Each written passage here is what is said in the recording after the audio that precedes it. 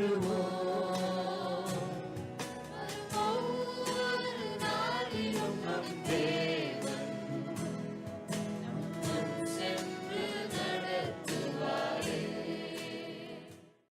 would like to speak about the Good Samaritan this evening. இந்த மாலை வேளையிலே நல்ல சமாரியனை பற்றி உங்கள் மத்தியிலே நான் பேச விரும்புகிறேன். You know, there are many stories about this one parable in many preachings.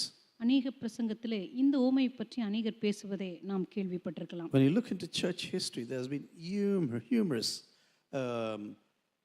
ways in which this word has been taught.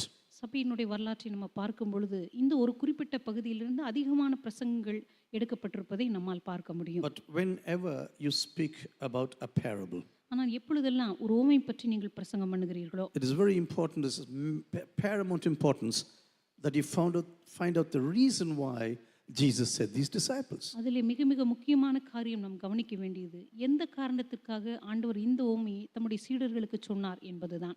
I think Jesus was a wonderful teacher. இயேசு கிறிஸ்து ஒரு அற்புதமான போதகர்.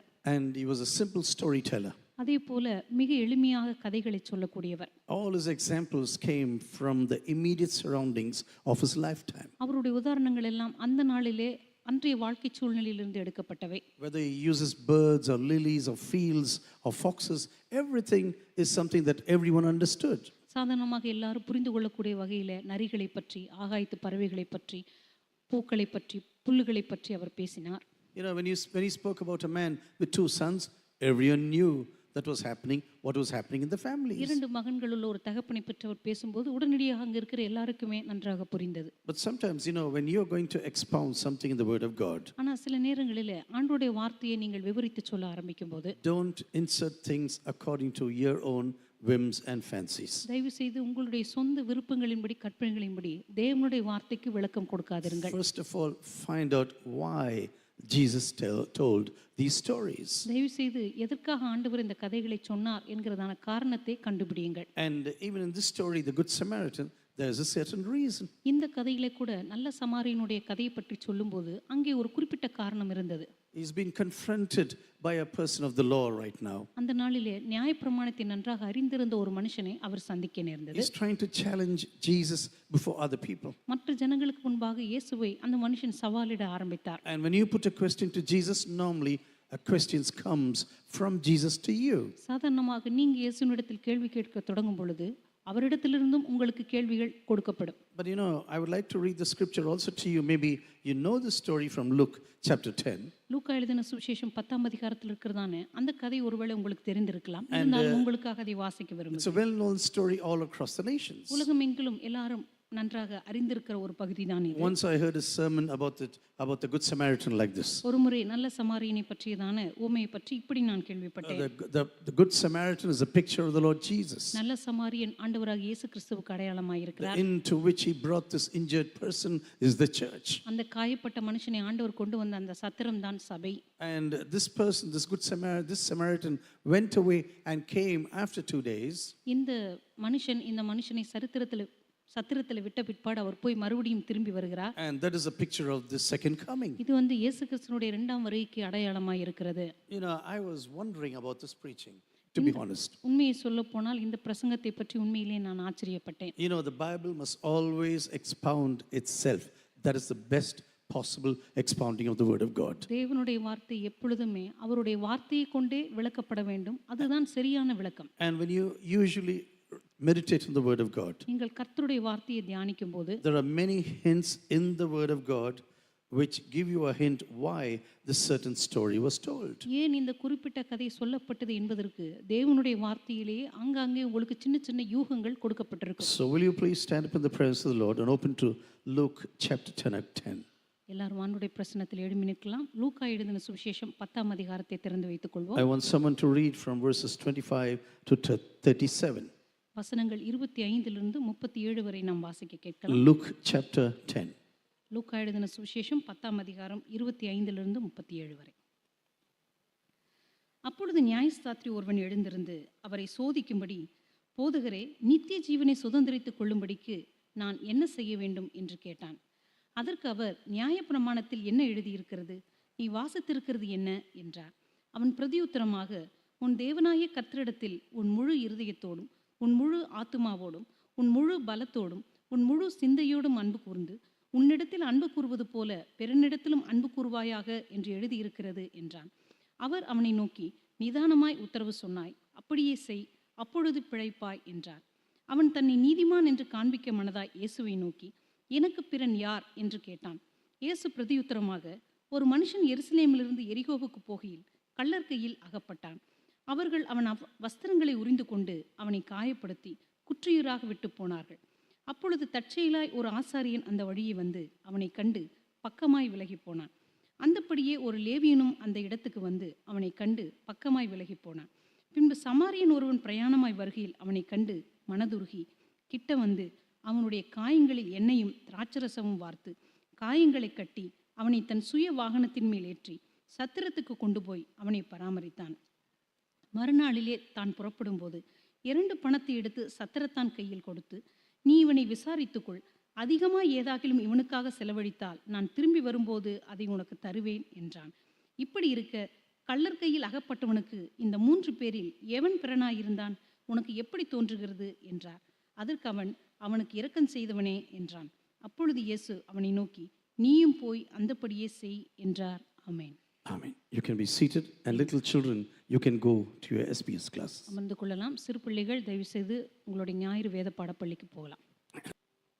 You know, when you read this story exactly, when you look into the whole circumstance of the story, இந்த முழு கதையினுடைய பின்னணியத்தை நாம் சரியாக பார்க்கும்போது actually it is personal evangelism what Jesus is doing. இங்கே இயேசு கிறிஸ்து செய்கிறது ஒரு தனித்தாள் ஊழியம் என்று சொல்லலாம். You know, whenever he spoke to, Jesus not only spoke to huge crowds, but he also spoke to single people sometimes. இயேசு கிறிஸ்து பெரிய கூட்டத்தாரிடத்தில் பேசினது மாத்திரமல்ல, சில வேளைகளில் தனி நபர்களிடத்தில் கூட அவர் பேசி இருக்கிறார். He spoke to the woman at the well. கிணற்றருகே இருந்ததான ஒரு பெண்ணிடத்தில் பேசினார். He spoke to Nicodemus. நிக்கோதேமினிடத்தில் பேசினார். And now he is speaking to a lawyer of the Jewish religion. இப்பொழுது யூத பாரம்பரியத்தை நன்றாக கற்றறிந்ததான ஒரு நியாய சாஸ்திரனிடத்தில் அவர் பேசிக் கொண்டிருக்கிறார். This man is well versed with Jewish laws. இந்த மனுஷன் யூதர்களுடைய சட்டதிட்டங்களை நன்றாக கற்று தேர்ந்தவர். But he is also a person who is well versed with the Mosaic law. அதே போல மோசேயினுடைய நியாயப்பிரமாணங்களை நன்றாக கற்று தேர்ந்தவர். And when you go into the passages, he is really proud that he is keeping everything what the law says. இந்த பகுதியில் நம்ம வாசித்து பார்க்கும்போது இந்த மனுஷன் தேவனுடைய நியாயப்பிரமாணத்தை தான் சரியாக கை கொண்டதாக தன்னை பற்றி பெருமை பாராட்டிக் கொள்வதை நம்மால் பார்க்க முடியும். Sometimes it is totally different whether you can know everything from the Bible, but what you are practicing is very important. சில நேரங்களில் தேவனுடைய வார்த்தையிலிருந்து நீங்கள் எல்லாமே அறிந்திருக்கலாம், ஆனால் எவற்றையெல்லாம் நீங்கள் கை கொள்ளுகிறீர்கள் என்பதுதான் மிக முக்கியமானதாக இருக்கு. He was a real expert when it came into the Jewish laws. தேவனுடைய இந்த யூத நியாயப்பிரமாணம் என்று சொல்லி வரும்பொழுது இந்த மனுஷன் அதிலே நிபுணனாக இருந்திருக்கிறார். And now he's trying to challenge Jesus before other people. இப்பொழுது மற்ற மனுஷர்களுக்கு முன்பாக இயேசுவினிடத்தில் ஒரு சவால் விடும்படியாக வந்திருக்கிறார். But this happened very often during the times of Jesus. இயேசு கிறிஸ்துவினுடைய நாட்களில் இது மிக அடிக்கடியாக நடப்பதை நம்மால் பார்க்க முடியும். Nicodemus, he was a Pharisee and he was a real seeker of Jesus. நிக்கோதேமு ஒரு பரிசேயன், அதே வேளையில இயேசுவை உண்மையாக தேடின ஒரு மனுஷன். He had no hidden motives against the Lord Jesus. இந்த மனுஷனுடைய வாழ்க்கையில இயேசு கிறிஸ்துவுக்கு விரோதமாக எந்த ஒரு தவறான உள்நோக்கமும் இருக்கவில்லை. He has been listening to everything what Jesus is doing now. இயேசு கிறிஸ்து செய்த எல்லாவற்றையும் பற்றி இந்த மனுஷன் கேள்விப்பட்டார். He belongs to the Pharisee community. இந்த மனுஷன் பரிசேய சமுதாயத்தைச் சேர்ந்தவர். And he also belongs to the council that is ruling over Israel. அதே போல இஸ்ரவேலை ஆளுகை செய்து கொண்டிருந்தான ஆலோசனை சங்கத்திற்கும் அவர் தலைவனாக இருந்திருக்க வேண்டும். Not only he is a Pharisee, but he is also a teacher of Israel. இந்த மனுஷன் பரிசேயன் மாத்திரமல்ல, இஸ்ரவேலிலே போதகனாகவும் இருந்திருக்கிறார். When suddenly he sees and hears about news that is totally diametrically opposed to what he is teaching, திடீரென்று தன்னுடைய வாழ்நாளிலே அவர் போதித்துக் கொண்டிருக்கிறதான அல்லது அவர் நம்புகிறதான காரியங்களுக்கு முற்றிலும் வேறுபட்ட காரியங்களை போதிக்கிறதான இயேசு கிறிஸ்துவை பற்றி அவர் கேள்விப்பட்ட உடனே he had a desire to go and meet Jesus. உடனடியாக இயேசுவை போய் சந்திக்க வேண்டும் என்கிறதான ஒரு ஆர்வம் அவருக்குள்ளே எழுந்தது. He finishes his entire day's work completely. தன்னுடைய பகல் வேலை எல்லாவற்றையும் அவர் முடித்த பிற்பாடு And then during the night time he goes to meet Jesus. இரவு வேளையில சென்று இயேசுவை சந்திக்கும்படியாக புறப்படுகிறார். Jesus, I have seen so many things, I have heard so many things. இயேசு கிறிஸ்துவிடத்தில் அவர் சொல்லுகிறார், இயேசுவை உம்மை பற்றி அநேக காரியங்களை நான் பார்த்திருக்கிறேன், கேள்விப்பட்டிருக்கிறேன். When I see everything, you must be a person coming from God. நான் இதையெல்லாம் பார்க்கும் பொழுது நீர் தேவனிடத்திலிருந்து பரலோகத்திலிருந்து வந்தவராகத்தான் இருக்க வேண்டும் என்று விசுவாசிக்கிறேன். But suddenly in my life, I have a question. ஆனால் இப்பொழுது திடீரென்று என்னுடைய வாழ்க்கையிலே ஒரு கேள்வி இருக்கிறது. How do I come into the kingdom of God? ஆண்டவருடைய அந்த நித்திய ஜீவனுக்குள்ளே நான் எப்படி பிரவேசிக்க முடியும்? How can I step into this kingdom? இந்த ஆண்டவருடைய ராஜ்யத்துக்குள்ளே நான் எப்படி பிரவேசிப்பது? And Jesus says, it is very simple. இயேசு கிறிஸ்து சொல்லுகிறார், அது மிகவும் எளிதான ஒன்று. You must be born again. நீ மறுபடியும் பிறக்க வேண்டும். Just like a child cannot do anything for its own birth. எப்படி ஒரு குழந்தை தான் பிறப்பதற்கு தன்னால் எதையுமே செய்து கொள்ள முடியாதோ, From the time of inception to the growth to delivery. அந்த குழந்தையானது கருத்தரித்த முதல் நாளிலிருந்து அந்த குழந்தை பிரசவமாகிற அந்த நாள் வரை Everything, this child cannot contribute everything to its own birth. தன்னுடைய சொந்த பிறப்பிற்கென்று அந்த குழந்தை தன்னால் எதையுமே செய்து கொள்ள முடியாது. And the same thing is being born again into the spiritual இதே world. போலத்தான் ஆவிக்குரிய உலகத்தில் பிறக்கிறதான பிறப்பும் கூட. He says this is very normal and you should know. You say you are the teacher of Israel. நீ இஸ்ரவேலினுடைய போதகராக இருக்கிறபடியினாலே நீ மிக சாதாரணமாக இந்த காரியங்களை புரிந்து கொண்டிருக்க வேண்டும். And this very simple truth you must know. இது மிகவும் எளிமையான சத்தியமாயிருக்கிறது. இதை நீ புரிந்து கொண்டிருக்க வேண்டும். And the same way this person also, this is also the teaching of the gospel now, right now for this person, for this lawyer. அதே போல இந்த நியாய சாஸ்திரிக்கும் ஆண்டவர் சுவிசேஷத்தை பிரசங்கிக்கிறார். You know, whenever you speak to individual people, எப்பொழுதெல்லாம் தனிப்பட்ட நபர்களிடத்திலே நீங்கள் I have பேசுகிறீர்களோ, found out there are real seekers sometimes. சில வேளைகளிலே உண்மையாகவே ஆண்டவரை தேடி வந்தவர்களும் இருப்பார்கள். They have a desire to really come into the presence of God. உண்மையாகவே ஆண்டவருடைய பிரசன்னத்துக்கு வர வேண்டும் என்கிறதான வாஞ்சியோடு கூட வந்திருப்பார்கள். But there are some people who just put crooked questions in order to challenge the word of God. சில நேரத்தில் தேவனுடைய வார்த்தையை கேள்வி கேட்கும்படியாக குறுக்கிலே கேள்வி கேட்கிறதான சில மனுஷர்களும் இருப்பார்கள். They just want to show everyone everything is foolishness what Jesus is talking now. இயேசு கிறிஸ்து பேசுகிற எல்லாமே முட்டாள்தனமானது என்று சொல்லி மற்றவர்களுக்கு முன்பாக நிரூபிக்க வேண்டும் என்று சொல்லி அவர்கள் நினைப்பார்கள். You know, very often Jesus was in personal evangelism, in the work of personal evangelism. மிக அடிக்கடியாக இயேசு கிறிஸ்து தனிப்பட்ட நபர்களிடத்திலே சுவிசேஷத்தை பிரசங்கித்ததை நம்மால் ஆண்டவருடைய வார்த்தையிலே பார்க்க And now முடிகிறது. suddenly this lawyer stands up and puts questions now. இப்பொழுது இந்த நியாய சாஸ்திரி திடீரென்று எழும்பி ஆண்டவரிடத்திலே ஒரு கேள்வியை கேட்கிறான். Jesus, I have a few questions. இயேசுவே, எனக்கு சில கேள்விகள் இருக்கிறது. For Nicodemus it was the kingdom of God.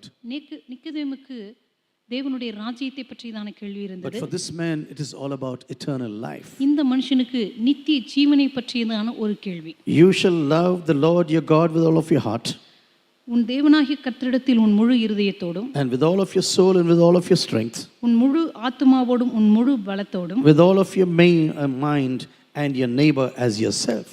உன் முழு சிந்தையோடும் அன்பு கூற வேண்டும். அதே போல உன்னிடத்தில் அன்பு கூறுவது போல பிறனிடத்திலும் அன்பு கூற வேண்டும். You know, Jesus was just putting everything in a very concise manner. இப்பொழுது இயேசு கிறிஸ்து எல்லாவற்றையும் மிக சுருக்கமாக அவனிடத்தில் சொல்லுகிறார். When you look into the 10 commandments very carefully, தேவனுடைய 10 கற்பனைகளை நாம் கவனமாக உற்று நோக்கும்போது, do you know it's all about respect? இது எப்பொழுதுமே மற்றவர்களுக்கு கனத்தை கொடுப்பதை பற்றியது. உங்களுக்கு தெரியுமா? It's about respect to God. தேவனுக்கு கனத்தை It's கொடுப்பது, about respect to his presence.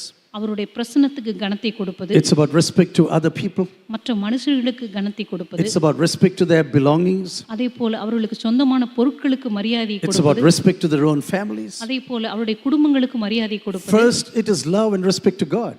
முதலாவது தேவனுக்கு செலுத்த வேண்டிய அன்பையும் கனத்தையும் கொடுப்பது. And a person who is respectful of God and who shows love to God, தேவனிடத்தில் அன்பையும் கனத்தையும் செலுத்துகிற ஒரு மனுஷன், such a person will also show respect and love people too. அப்படிப்பட்ட மனுஷன் சாதாரணமாகவே மனுஷர்களிடத்திலும் அன்பாகவும் மரியாதையாகவும் நடந்து I கொள்வார். tell again and again, if your connection upwards is not right, நான் எப்பொழுதுமே அடிக்கடியாக சொல்லுகிற காரியம், மேல் நோக்கி உங்களுடைய இணைப்பு சரியாக இருந்தால் your horizontal relationships are not going to be in order. உங்கள் மேல் நோக்கி உங்களுடைய இணைப்பு சரியாக இல்லாமல் இருந்தால் அக்கம் பக்கத்திலும் உங்களுடைய இணைப்பு சரியாக இருக்காது. No, it's very simple, I tell you. இது மிக எளிதானது என்று நான் சொல்லுகிறேன். You know, I told you very often, we are like an electric train. நாம் எப்பொழுதுமே ஒரு மின்சார ரயில் போன்றவர்கள். When our connection to the top is not in order, நம்முடைய இணைப்பு மேல் நோக்கி சரியாக இல்லாமல் இருந்தால், and suddenly everything around you on the horizontal level, everything is going to be a disaster. நம்மை சுற்றி இருக்கிறதான மனிதர்களோடு கூட இருக்கிறதான உறவுகளும் கூட சரியாக இருக்காது. Now Jesus says, you know what, lawyer, I want to put your question to you. இப்பொழுது இயேசு கிறிஸ்து சொல்லுகிறார், நியாயசாஸ்திரியே, உன்னை பார்த்து ஒரு கேள்வியை நான் கேட்க வேண்டும். You know the Jewish laws completely. உனக்கு யூத சட்டதிட்டங்கள் நன்றாக தெரியும் இல்லையா? You know the Mosaic law completely. உனக்கு மோசேயினுடைய நியாயப்பிரமாணம் நன்றாக தெரியும் இல்லையா? Do you want to tell me you don't understand what I'm speaking now? நான் உனக்கு சொல்லுகிற காரியத்தை உன்னால் விளங்கிக் கொள்ள முடியவில்லையா? So slowly Jesus, after he says, when he says love your neighbor, இயேசு கிறிஸ்து நீ மற்றவர்களிடத்தில் அன்பு கூற வேண்டும் என்று சொல்லி அவர் சொன்ன உடனே this man suddenly comes with a question and says, who is my neighbor? அப்பொழுது அவர் அந்த மனுஷன் ஒரு கேள்வியை கேட்கிறார், எனக்கு பிறன் யார்? You know, sometimes people bring questions in order to make you a fool sometimes. சில நேரத்தில் ஜனங்கள் உங்களிடத்தில் கேள்வி கேட்பதே உங்களை முட்டாளாக்க வேண்டும் To என்பதற்காகத்தான், expose you before other people. மற்றவர்களுக்கு முன்பாக உங்களை அவமானப்படுத்த வேண்டும் என்பதற்காகத்தான். Maybe some people were giggling right now ஒரு சிலர் ஒருவேளை அவனை தூண்டி விட்டிருக்கலாம். and they say, hey, who's my neighbor? And everyone is giggling now. ஒருவேளை அங்கே எனக்கு பிறன் யார் என்று இவன் கேள்வி கேட்ட உடனே சுற்றி இருக்கிற எல்லாரும் ஒருவேளை பரியாசம் பண்ணி And சிரித்திருக்கலாம். they say, hey, see our lawyer is wonderful. பாரு நம்ம நியாயசாஸ்திரி எப்படி ஆண்டவரை மடக்குனாருன்னு. He put a wonderful question now. இப்போ ஒரு நல்ல கேள்வி இயேசுவை பார்த்து கேட்டார் இல்லையா? And so everyone is laughing now. ஒருவேளை அங்கே சுற்றி இருக்கிற எல்லாரும் இப்போ இயேசு என்ன சொல்ல போறாருன்னு சிரிச்சிருக்காங்க. And Jesus suddenly begins with a parable. உடனடியாக இயேசு கிறிஸ்து ஒரு ஊமையை சொல்ல தொடங்கினார். And he says, through this story now, இந்த கதையின் மூலமாக I'm going to teach you a wonderful lesson who your neighbor is all about. உனக்கு பிறன் யார் என்பதை பற்றி உனக்கு அருமையாக விளக்கப் போகிறேன். When you are a Jewish person, your neighbor is only a Jew. நீ ஒரு யூதனாக இருக்கபடினால உனக்கு பிறனாக இருக்கிறவன் ஒரு யூதனாகத்தான் இருக்க வேண்டும் என்று நீ நினைக்கிறாய். You don't respect captives or those who are Romans or Greeks around you. உன்னை சுற்றிலும் இருக்கிறதான ரோமர்களையோ அல்லது கிரேக்கர்களையோ அல்லது அடிமைகளாக வந்தவர்களையோ நீ மதிப்பதில்லை. You don't respect even women around you. அதே போல உங்களை சுற்றியும் இருக்கிறதான பெண்களையும் நீங்கள் மதிப்பதில்லை. Gentiles do not count in your presence. புறஜாதிகளை பொறுத்த வரைக்கும் அவர்கள் உங்கள் கணக்கிலேயே இல்லை. So I want to teach you now a wonderful lesson now. எனவே உங்களுக்கு ஒரு அற்புதமான பாடத்தை நான் சொல்லிக் கொடுக்க போகிறேன். My dear sisters, sometimes the word of God can teach us new things in our lives. கருமையான சகோதர சகோதரிகளே, சில வேளைகளிலே தேவனுடைய போதனை நம்முடைய வாழ்க்கையில புதிய காரியங்களை நமக்கு கற்றுக் கொடுக்க முடியும். If you have a real desire and meditate on the word of God, தேவனுடைய வார்த்தை உண்மையாகவே தியானிக்க வேண்டும் என்கிறதான ஒரு விருப்பம் உங்களுக்குள்ள இருந்தால், then God really begins to speak to you. அப்பொழுது கர்த்தர் உண்மையாகவே உங்களோடு கூட பேச தொடங்குவார். You know, Nicodemus, obviously he began to follow Jesus. நிக்கதேமு உண்மையாகவே ஆண்டவரை பின்பற்ற வேண்டும் என்று விரும்பினார். And not only he began a journey with Jesus on that day, அந்த நாளில் இயேசுவோடு கூட அவர் ஒரு பிரயாணத்தை ஆரம்பித்தது மாத்திரமல்ல, but you see him also on crucifixion day of Jesus again. இயேசு கிறிஸ்து மறுபடியும் சிலுவையில் அறையப்பட போகிற அந்த நாளிலே கூட நிக்கதேமு அங்கு இருந்ததை நம்மால் பார்க்க முடியும். Obviously he became a believer during this time. இந்த மனுஷன் வெளிப்படையாகவே அந்த நாளிலே ஆண்டவருடைய விசுவாசியாகவே மாறினார். But for this person is just there, he's just there putting questions to expose Jesus before other people. ஆனா இந்த நியாயசாஸ்திரி கேள்விகளை கேட்டதெல்லாம் மற்றவர்களுக்கு முன்பாக இயேசுவை மடக்க வேண்டும் என்பதற்காகத்தான். He just puts his question so that he can really feel big right now before other people. எல்லா மனுஷர்களுக்கு முன்பாக தன்னை பெரியவனாக காட்டிக்கொள்ள வேண்டும் என்பதற்காகவே இந்த மனுஷன் இயேசுவினிடத்திலே கேள்விகளை கேட்டான். The Bible says he was testing Jesus. வேதம் சொல்லுகிறது அந்த மனுஷன் இயேசுவை சோதிக்க வேண்டும் என்று விரும்பி. My dear brothers and sisters, if you begin an argument with God, அருமையான சகோதர சகோதரிகளே, நீங்கள் ஆண்டவரோடு கூட ஒரு வாக்குவாதத்தை ஆரம்பித்தால், you must be sure you're going to lose it at the last end. நிச்சயமாக கடைசியிலே நீங்கள் தோற்று போவது உறுதி என்பதை அறிந்து கொள்ளுங்கள். Any person who begins an argument with God, எந்த மனுஷனும் ஆண்டவரோடு கூட ஒரு வாக்குவாதத்தை தொடங்கினால், yes, God allows you to speak for a long time. ஆம், ஆண்டவர் ஒருவேளை நீண்ட நேரம் உங்களை பேச அனுமதிக்கலாம். Yes, he gives you answer. ஆம், நிச்சயமா அவர் உங்களுக்கு பதில்களை கூட சொல்லலாம். But be sure at the last end you are going to fall down. ஆனா கடைசியிலே நீங்கள் தோற்று போவது உறுதி. And this man, as soon as Jesus began to speak about the parable, அந்த நாளிலே இயேசு கிறிஸ்து ஒரு ஓமையை அந்த மனுஷனிடத்தில் சொல்ல தொடங்கினார். he's speaking about a person who's going from Jerusalem to Jericho, ஒரு மனுஷன் எருசலேமிலிருந்து எரிகோவுக்கு பிரயாணம் பண்ணினான். a very rugged road of about 27 kilometers. அந்த நாட்களிலே மிக கடினமான சாலைகள், கிட்டத்தட்ட 26 கிலோமீட்டர்கள் அது இருந்திருக்கும். In Jericho, about 12,000 priests were living in those days, எரிகோவிலே அந்த and நாட்களிலே Levites. கிட்டத்தட்ட 12,000 ஆசாரியர்களும் லேவியர்களும் வாழ்ந்து கொண்டிருந்தார்கள் என்று And சொல்லுகிறார். so he had to, this priest and Levites have to use this road. அந்த ஆசாரியர்களும் லேவியர்களும் கூட இந்த சாலை வழியாகத்தான் பிரயாணம் பண்ண வேண்டும். But the problem was this road was infested with people who did harm to other people, for example, with the robbery. ஆனால் பிரச்சனை என்னவென்று சொன்னால் அந்த கடினமான சாலைகளில் ஒரு பிரச்சனை இருந்தது. அது இங்கே சொல்லப்பட்டது போல கொள்ளைக்காரர்களும் திருடர்களும் நிறைந்த ஒரு பகுதியாக அது இருந்தது. And as this person is going down this road right now, இந்த மனுஷன் அந்த பாதையிலே கடந்து சென்றபோது he was beaten up severely. இந்த மனுஷன் கொள்ளைக்காரர்களால் மிக மோசமாக தாக்கப்பட்டார். He's almost half dead right now. கிட்டத்தட்ட அவர் குற்றுயிராக அங்கே போடப்பட்டார் என்று He's lying down there, maybe fully drenched with blood now in his முற்றிலுமாக body. இரத்த காயங்களோடு கூட அந்த மனுஷன் அங்கே கிடக்கிறார். And now there are very interesting visitors going down this path. அந்த சாலையிலே பிரயாணம் பண்ணின மிக சுவராசியமான சில பிரயாணிகளை பற்றி தான் இங்கே நம்ம பார்க்க போறோம். First of all, Jesus says there comes a priest. அங்கே ஒரு ஆசாரியன் வந்தான் என்று இயேசு கிறிஸ்து சொல்கிறார். A priest who is doing his ministry in the temple. ஆசாரியன் தேவாலயத்திலே ஊழியம் செய்கிறவர். He has to pray, he has to sacrifice. இந்த மனுஷன் ஜெபிக்க வேண்டும், மக்களுக்காக பலி செலுத்த He வேண்டும். has to check the animals that are brought for sacrifice. பலிகளுக்காக கொண்டு வரப்படுகிறதான மிருகங்களை அந்த மனுஷன் தான் சோதித்து பார்க்க It வேண்டும். must be totally without blemish.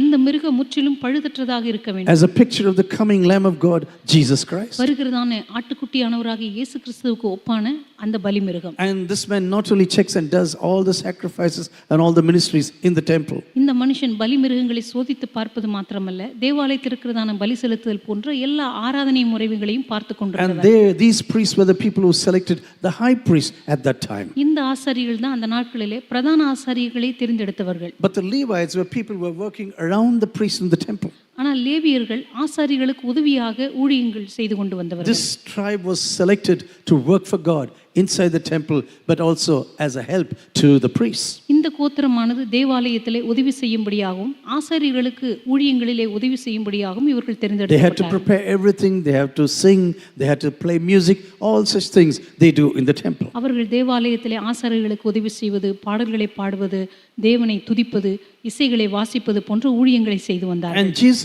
trying to show him now, without love, nothing is going to function in your life. இங்கே இயேசு கிறிஸ்து சொல்லுகிறார், அன்பில்லாமல் உன்னுடைய வாழ்க்கையில எதுவுமே செயல்பட போவதில்லை என்று. You may know the entire laws completely. ஒருவேளை உன்னுடைய வாழ்க்கையில் நீ எல்லா சட்டதிட்டங்களையும் அறிந்து You வைத்திருக்கலாம். may know the Mosaic law completely. ஒருவேளை மோசேயின் நியாயப்பிரமாணத்தை நீ நன்றாக அறிந்து But வைத்திருக்கலாம். without loving your neighbor, ஆனால் உன்னுடைய அண்டை வீட்டுக்காரனை நீ நேசிக்காமல் how is this going to function? இது உன்னுடைய வாழ்க்கையில எப்படி செயல்பட போகிறது? This man was traveling and now he's lying down there on the road right now. இந்த மனுஷன் பிரயாணம் செய்ய தொடங்கி இப்பொழுது சாலையிலே குற்றுயிராக கிடக்கிறார். Jesus says to his disciples in John chapter 13 like this. இயேசு கிறிஸ்து யோவான் எழுதிய சுவிசேஷம் 13ஆம் அதிகாரத்தில் இப்படி சொல்லுகிறார். A new commandment I give to you, நான் உங்களுக்கு கொடுக்கிறதான புதிய கட்டளையானது that you love one another even as I loved you. நான் உங்களிடத்தில் அன்பு கூறுகிறபடி நீங்கள் ஒருவரிடத்தில் ஒருவர் அன்பு கூற கடவீர்கள். By this all men will know that you are my disciples. இதனால் நீங்கள் என்னுடைய சீஷர்கள் என்று சொல்லி உலகம் அறிந்து கொள்ளும். Sometimes we think people know that Jesus is alive because of our doctrine. நம்மளுடைய உபதேசத்தினாலே இயேசு கிறிஸ்து உயிரோடு இருக்கிறார் என்று ஜனங்கள் அறிந்து கொள்வார்கள் என்று நாம் நினைக்கிறோம். Sometimes we think, people will know that I'm a Christian through the way I dress. நான் எப்படி உடை உடுத்தியிருக்கிறேனோ அதை பார்த்து நான் ஒரு தேவனுடைய பிள்ளை என்று ஜனங்கள் அறிந்து கொள்வார்கள் என்று I நினைக்கிறோம். tell you, everything may have a meaning in the house of God.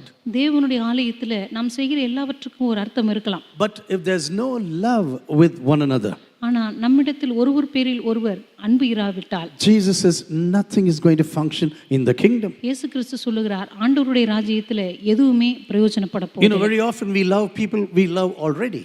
மிக அடிக்கடியாக நாம் யாரை நேசிக்கிறோமோ அவர்களிடத்திலேயே நாம் அன்பு கூற தொடங்குவோம். We'll do everything for this person. அந்த மனுஷனுக்காகவே எல்லாவற்றையும் செய்ய ஆரம்பிப்போம். But what when you have to love an enemy? ஆனால் நீங்க ஒரு எதிராளியை நேசிக்க வேண்டும் என்றால் எப்படி? What will you do if you have to love someone who has done evil to you? உங்களுக்கு விரோதமாக தீமை செய்த ஒருவரை நீங்கள் நேசிக்க வேண்டும் என்றால் என்ன செய்வீர்கள்? The teachings of Jesus was great in those days and new. இயேசு கிறிஸ்துவின் போதனைகள் அந்த நாட்களிலே புதியவைகளாகவும் அநேகர் அது வரைக்கும் கேள்விப்படாதவைகளாகவும் இருந்தன. The Old Testament says, eye for an eye, tooth for a tooth. பழைய ஏற்பாடு சொல்லுகிறது கண்ணுக்கு கண் பல்லுக்கு பல் என்று. But Jesus says, pray for your enemies now. ஆனா இயேசு கிறிஸ்து சொல்லுகிறார் உன்னுடைய எதிராளிகளுக்காக நீங்கள் ஜெபிக்க வேண்டும். Do you know, no religion speaks about this? Do you know this? இப்படிப்பட்ட போதனையை எந்த மதமுமே பேசுவதில்லை. உங்களுக்கு தெரியுமா? Praying for your enemies is totally unknown to many people. உங்களுடைய பகைவர்களுக்காக ஜெபம் பண்ணுங்கள் என்பது எந்த ஒரு மதத்திலும் போதிக்கப்படாத ஒரு உபதேசம். In this story also, Jesus trying to bring this point clearly to the Jews around him. இந்த கதையிலும் கூட தன்னை சுற்றி இருக்கிறதான யூதர்களுக்கு ஆண்டவர் இந்த சத்தியத்தை விளக்க விரும்புகிறார். First of all, the priest, the great man, the priest, the man of God comes, looks at this person. முதலாவது தேவனுடைய மனுஷனாய் இருக்கிற இந்த மிகப்பெரிய ஊழியக்காரனான ஆசாரியன் வந்து இந்த குற்றியராய் கிடக்கிற மனுஷனை பார்க்கிறார். And he says, I will have nothing to do with this. இந்த மனுஷனுக்கு எனக்கும் எந்த சம்பந்தமும் இல்லை. And the real translation says he went to the other side of the road. இங்க சரியான மொழிபெயர்ப்புல சொல்லப்பட்டிருக்கிறது அந்த மனுஷன் பக்கமாய் விலகி போனான், அந்த சாலையினுடைய இன்னொரு புறத்திலே போய்விட்டான். You know, sometimes we meet sometimes people there who come on the road and you don't want to meet them. சில நேரத்தில் சாலைகளில் நமக்கு எதிராய் வருகிற ஒரு நபரை பார்த்து அவரை சந்திக்க நாம் விரும்ப மாட்டோம். And suddenly we'll change the side. உடனடியாக இன்னொரு பக்கத்திலே நாம் போய்விடுவோம். Maybe we bend our umbrellas. ஒருவேளை அப்படியே அந்த கொடையை பிடிச்சிட்டு போனா அப்படியே இறக்கிடுவோம் கொடையை. Oh, we'll put this mukkad a little longer. ஒருவேளை முக்காட்டு இன்னும் கொஞ்சம் கூட முகத்தை மறைக்கிற So மாதிரி the person never knows that you are the person who's walking now. அந்த ரோட்ல நீங்க தான் போறீங்கன்னு மத்தவங்களுக்கு தெரியக்கூடாதுங்கிறதுக்கு. This is what the great priest was doing. இப்படிதான் அன்னைக்கு அந்த ஆசாரியன் செய்தார். You know, sometimes you can say you are a great minister. சில நேரங்களில் நான் பெரிய ஊழியக்காரன் என்று சொல்லி நீங்கள் சொல்லிக் கொள்ளலாம். But if you're not able to humble yourself, ஆனா உங்களை நீங்களே தாழ்த்த if முடியாவிட்டால், you cannot say, I need to help this person right now, நான் இந்த மனுஷனுக்கு உதவி செய்ய வேண்டும் என்று சொல்லி நீங்கள் முடிவெடுக்காவிட்டால், this person is in dire need இந்த மனுஷன் இப்பொழுது மிக மோசமான ஒரு தேவையிலே இருக்கிறார், and I really need to help him. எப்படியாவது அவருக்கு நான் உதவி செய்தாக வேண்டும். You know, sometimes if you are a minister of God, sometimes, சில நேரங்களில் நீங்க தேவனுடைய ஊழியக்காரராக you know, இருக்கும், we call ourselves Uriyakaran in Tamil, தமிழ்ல நம்ம ஊழியக்காரன் என்று சொல்லுகிறோம். but the real translation is Velekare. ஆனா அதனுடைய சரியான மொழிபெயர்ப்பு தமிழ்ல வேலைக்காரன் என்று You சொல்வதுதான். know, sometimes we say, oh, Uriyakara, he doesn't care about anything.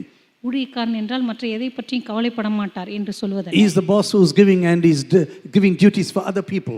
இவர் இந்த ஊழியக்காரர் எல்லாருக்கும் வேலை கொடுக்கிறவர், இவர் தான் எல்லாருக்கும் எஜமான் என்று சொல்வதல்ல. According to the word of God, actually the word means servant of God. கர்த்தருடைய வார்த்தையின்படி ஊழியக்காரன் என்று சொல்லும் பொழுது அவர் வேலைக்காரன் என்றுதான் அர்த்தம். You know, sometimes when God gives us such opportunities, சில வேளைகளில் ஆண்டவர் இப்படிப்பட்ட வாய்ப்புகளை நமக்கு கொடுக்கும்போது we try to evade everything and we can find very good excuses. நாம் அதன் வழியாக பிரயாணம் பண்ணி நமக்கென்று சில சாக்கு போக்குகளை கண்டுபிடித்து Oh, வைத்துக் I am rushing to Jericho. There's a very important service நான் now. மிக வேகமாக எரிகோவுக்கு போய் கொண்டிருக்கிறேன், அங்க ஒரு முக்கியமான ஆராதனை எனக்காக காத்திருக்கிறது. What if I go and help this person and I'm going to be attacked? நான் போய் இப்போ அந்த மனுஷனுக்கு உதவி செய்ய போய் நான் தாக்கப்பட்டா என்ன செய்யறது? I am a Jewish priest. நான் வந்து ஒரு யூத ஆசாரியன், I cannot touch this person, then I am going to be defiled. நான் போய் இந்த மனுஷனை தொட்டா நான் அதனால தீட்டப்படுவேன். Then I have to go and bathe myself again 3 times to go into the Holy of Holies. அதுக்கப்புறம் நான் மகா பரிசுத்த ஸ்தலத்துக்குள்ள போறதுக்கு முன்பாக 3 தரம் என்னை நானே சுத்திகரிக்க வேண்டும். Why all this business? I'll just try to evade now.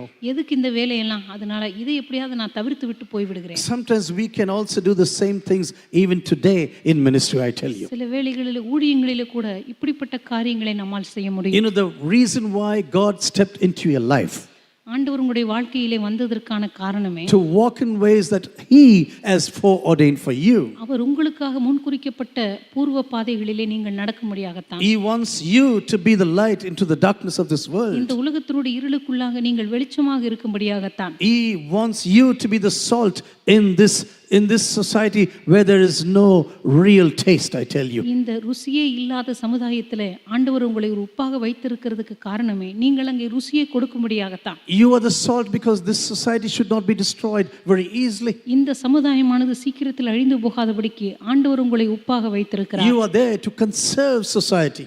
இந்த சமுதாயத்தை பாதுகாக்கும்படியாக ஆண்டவர் உங்களை And வைத்திருக்கிறார். anyone who comes near to salt, he'll be a thirsty person. உப்புக்கு அருகாமையில் வருகிற எந்த மனுஷனும் தானாகவே தாகத்தை பெற்றுக்கொள்கிறார். The way you behave, you talk to other people, மற்றவரிடத்தில் நீங்கள் பேசுகிற விதம், நடந்து கொள்ளுகிற விதம், it must make other people thirsty about the Lord Jesus Christ. கர்த்தராகிய இயேசு கிறிஸ்துவை பற்றி தான் ஒரு தாகத்தை தானாகவே உண்டாக்க வேண்டும். Hey, what have you that I do not have? என்னிடத்தில் இல்லாத எந்த காரியம் உன்னிடத்திலே ஏதோ ஒன்று There இருக்கிறது. is something special in your face. உன்னுடைய முகத்திலே ஏதோ ஒரு விசேஷித்த காரியம் I இருக்கிறது. tell you, dear brothers and sisters, even today, this is happening. இந்த கருமையான சகோதர சகோதரிகளே, இன்றைக்கும் இப்படிப்பட்ட காரியங்கள் நடந்து கொண்டுதான் I have இருக்கின்றன. seen testimonies after testimonies in many churches அநேக சபைகளிலே அநேக சாட்சிகளை இது போல நான் where கேட்டிருக்கிறேன். people live in humility with the love of Jesus, இயேசுவின் அன்போடு கூட மனத்தாழ்மையோடு கூட நடந்து கொள்ளுகிற ஜனங்கள், that people begin to trust such people. அப்படிப்பட்ட நபர்களை ஜனங்கள் நம்ப ஆரம்பிக்கிறார்கள். You know, this man, I do not know why he took this decision. இந்த மனுஷன் ஏன் இப்படிப்பட்ட முடிவை எடுத்தான் என்று எனக்கு தெரியவில்லை. He's just changing the direction and he's just running away. இந்த மனுஷன் சாலையினுடைய அந்த பக்கமாய் விலகி போய் தன்னுடைய பிரயாணத்தை You know, தொடர்கிறார். sometimes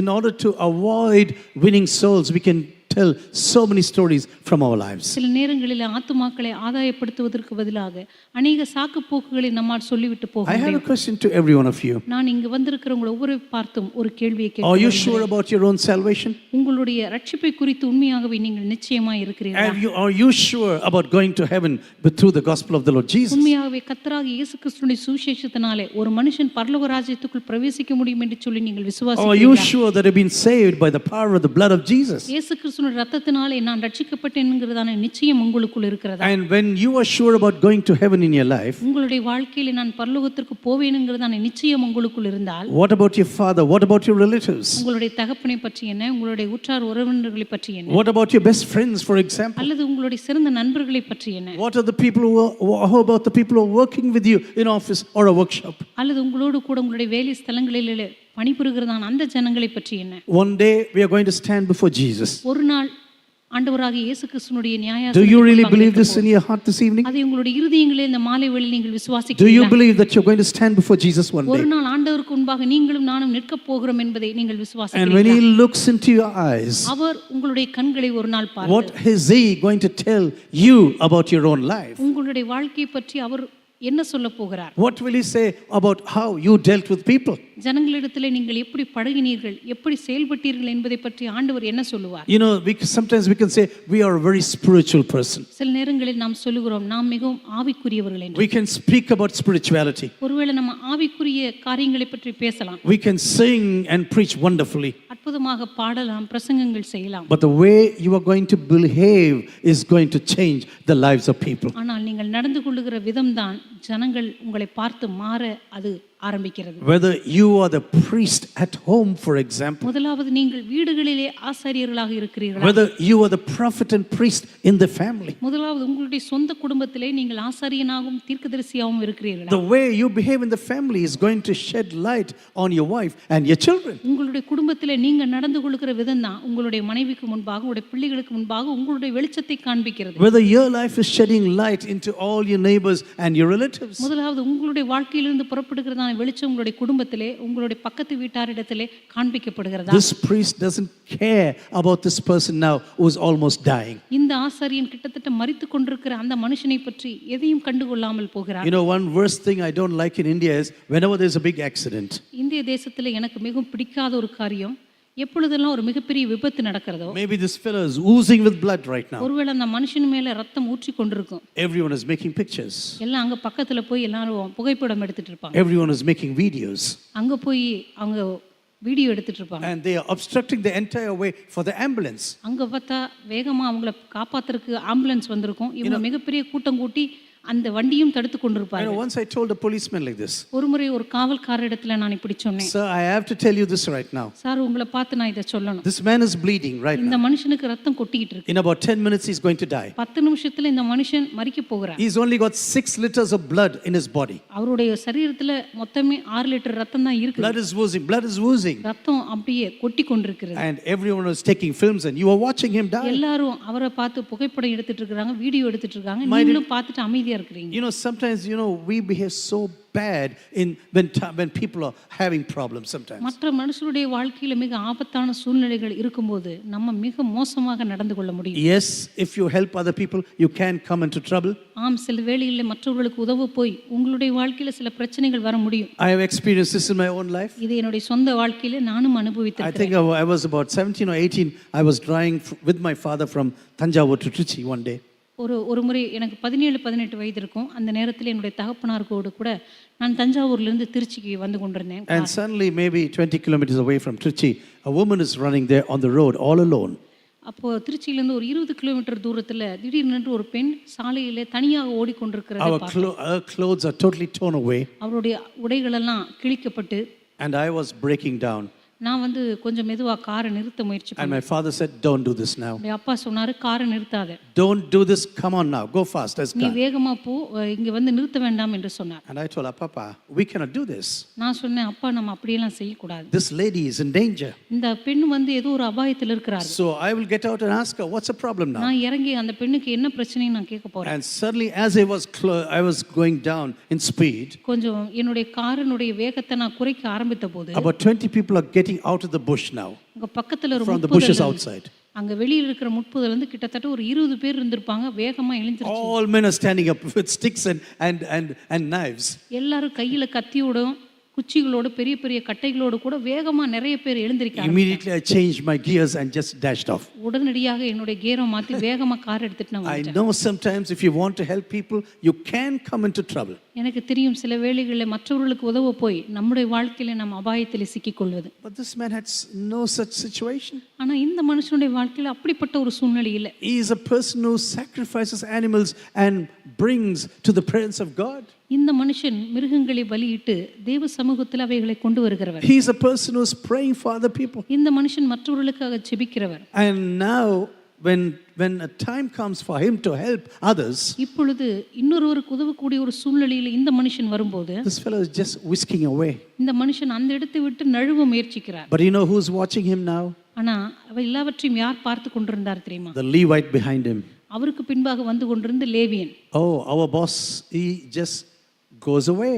ஓ, நம்முடைய எஜமானே நமக்கு மேல இருக்கிறவரே எதையும் செய்யாம போயிட்டு இருக்காரு. You know, this is the problem in the spiritual world, I tell you. இதுதான் ஆவிக்குரிய உலகத்தில் இருக்கிற பிரச்சனை என்று சொல்லுகிறேன். You cannot say, I am the senior pastor, I don't care about anyone.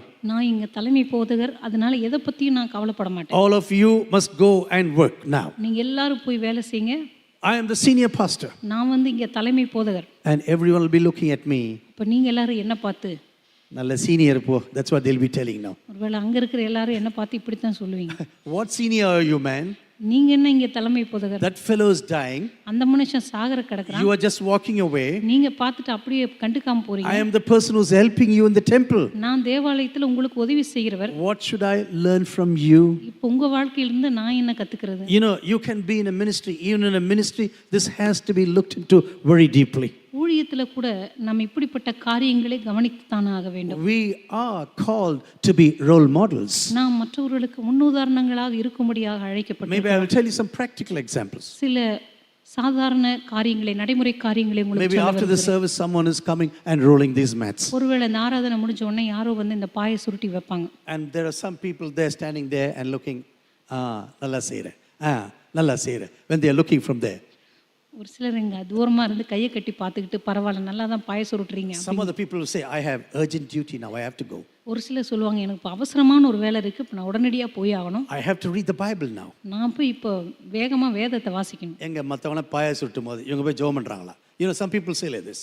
ஒரு சிலருக்கு அப்பதான் ஏதாவது வேலை வந்துருது. Oh, I have to read the Bible now. நான் இப்போ போய் வேதத்தை வாசிக்கணும். Another person is doing so much of work here. இன்னொருத்தர் இங்க ரொம்ப கஷ்டப்பட்டு வேலை செய்துட்டு He is இருக்காங்க. sweeping, he is sweeping, he is sweeping. ஒருத்தர் வேகமா அங்க கூட்டிட்டு இருக்காரு, துடைக்கிறாரு.